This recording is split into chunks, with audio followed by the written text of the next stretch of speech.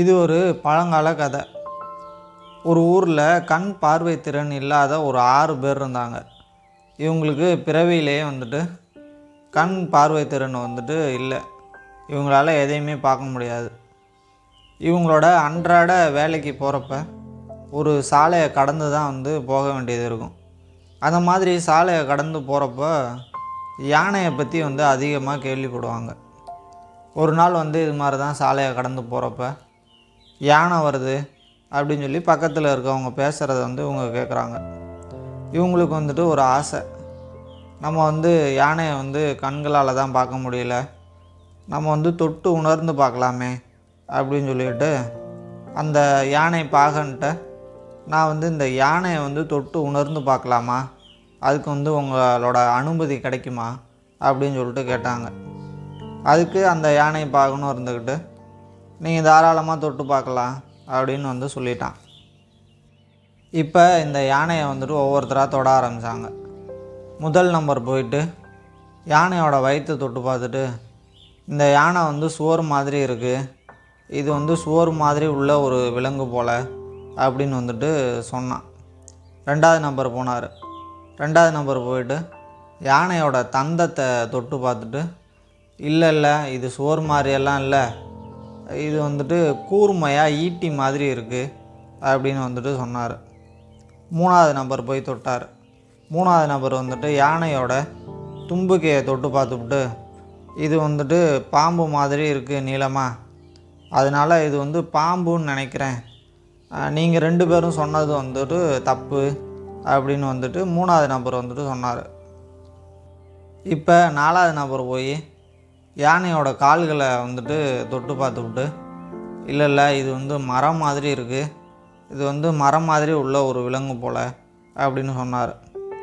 இப்போ அடுத்து 5வது நபர் போயிட்டு யானையோட காதுகளை தொட்டு பார்த்துவிட்டு, இது ஏதோ விசிறி மாதிரி இருக்குது, அதனால் நீங்கள் சொல்கிறது எல்லாமே தப்பு, இது விசிறி மாதிரி உள்ள ஒரு விலங்கு போல் அப்படின்னு சொன்னார். இப்போ 6வது நபர் போயிட்டு யானையோட வாலை பிடிச்சி பார்த்துவிட்டு, இது கயிறு மாதிரி இருக்குது, நீங்கள் சொன்னது எல்லாமே தப்பு அப்படின்னு சொல்லிட்டு சொன்னார். இப்போ இந்த 6 பேர்த்துக்குள்ளார பெரிய சண்டை.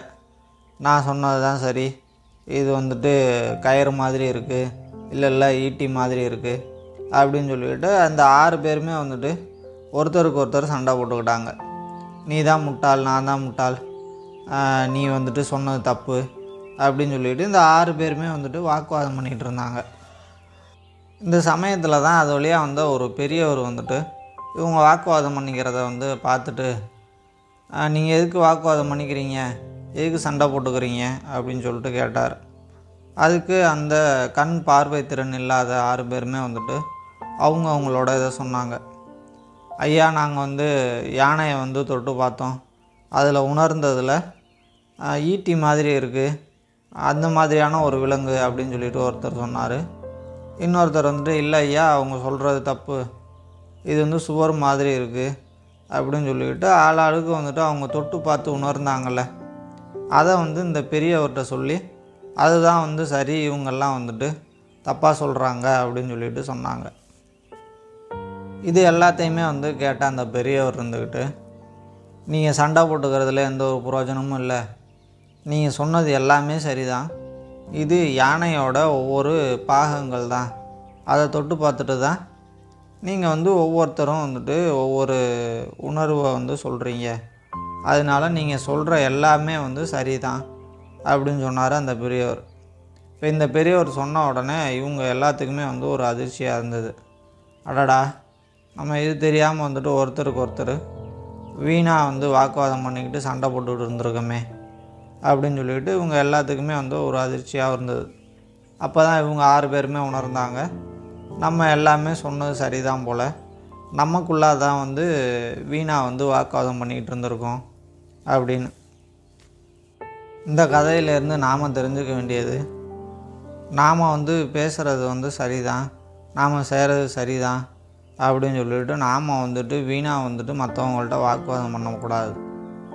நம்ம செஞ்சது சரியாகவே இருந்தாலும், நம்ம பேசுகிறது சரியாகவே இருந்தாலும், நமக்கு எதிர்த்தாப்பில் உள்ளவங்க என்ன சொல்ல வராங்க, அவங்களோட கருத்துக்கள் என்ன, அவங்களோட உணர்வு என்ன அப்படிங்கிறதையும் நாம் புரிஞ்சுக்கணும். எப்படி நாம் சொல்கிறது சரி அப்படின்ற நம்பிக்கை நமக்கு இருக்கோ, நாம் செய்கிறது சரி அப்படின்ற நம்பிக்கை நமக்கு இருக்கோ, அதே மாதிரி தான் வந்து அவங்களுக்கும் வந்துட்டு நாம் செய்கிறது நாம் சொல்கிறது எல்லாமே சரிதான் அப்படின்ற நம்பிக்கை இருக்கும். அதை வந்து நாம் வந்து புரிஞ்சுக்கணும்.